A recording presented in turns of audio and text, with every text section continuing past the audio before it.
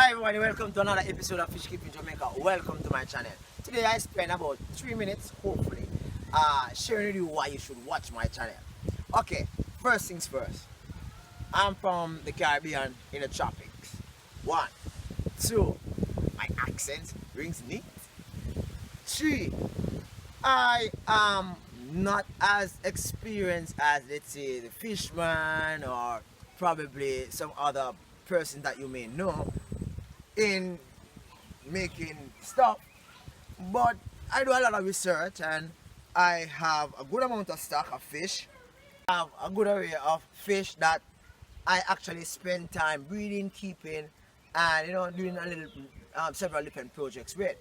But the fun part of my channel is that I do a lot of research, I investigate a lot of issues, and I'm able to bring to you topical issues that will have you thinking about what's next with regards to fish keeping.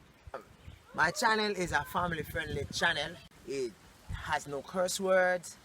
Anybody can watch it, right? My channel also explore fish keeping in Jamaica as it relates to other fish keepers, as it relates to how fish keepers in Jamaica actually manage and care for their fish stock.